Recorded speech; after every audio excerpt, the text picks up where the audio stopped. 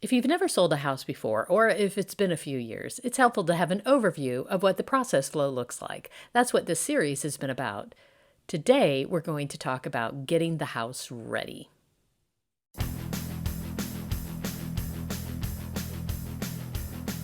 Hi, I'm Kelly Vandever. I'm a real estate agent in the Atlanta, Georgia area with Keller Williams, North Atlanta. You've made your decisions, you're moving forward with selling your house. Now it's time to get the house really ready. If you decided to make some updates to get more for your house, go ahead and schedule those contractors, get that work done.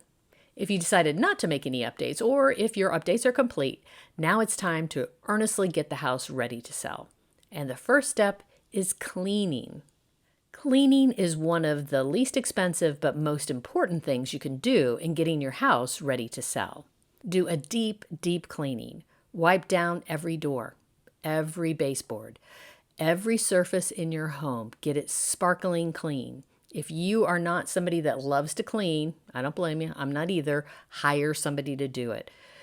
I cannot emphasize enough how important it is and how important it is to the price you get on your house to make sure it is thoroughly clean.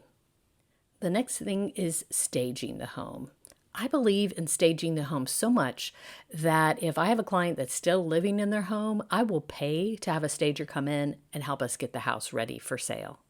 The stager will help you know what to pack away, what pieces of furniture might need to be rearranged to make the room look more open, or furniture that might even be needed to move to another room or move to the garage to get it out of the way.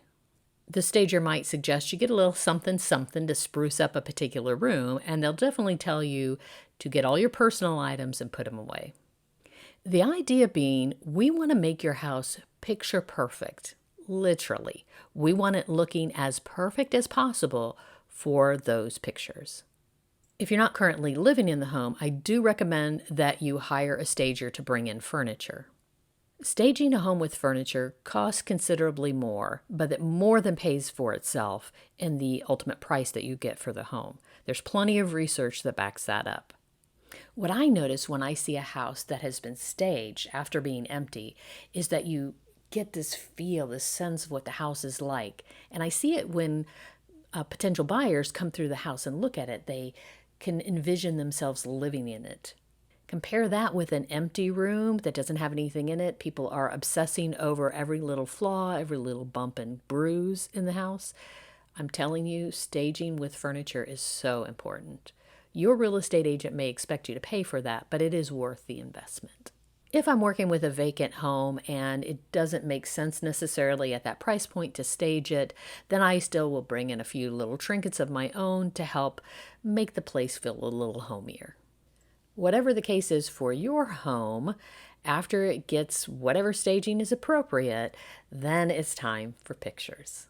Pictures is another thing that I think is so important that I pay a professional photographer to come in and take pictures of my clients' houses. Before the photographer comes in, I take a little extra step. I come in either the day of or the day before, and I look over the house just to make sure everything is in spick and span order as we talked about and as we got the recommendations from the stager. I've been known to hide shampoo bottles and blow dryers, move vacuum cleaners into the garage, whatever it takes to just make everything perfect for when the photographer arrives. The photographer's time on the property is limited, and it's not their job to make sure that the house looks right. So I go in ahead of time and make sure it's right for my clients. I do want to add this one note. Even if you have somebody in your family that is a terrific photographer, real estate photography is different. So it's important to hire a professional real estate photographer. It has to do with the different angles of lenses that they use to photograph the homes. There's also a lot of lines. I go into more detail in another video on this. Pictures are the number one influencer of whether or not a home buyer who's looking at homes online makes the decision to actually go and view the home. In other words, it's important to have that picture perfect look for your home to get people through the door and make sure you get the best price you can for your house.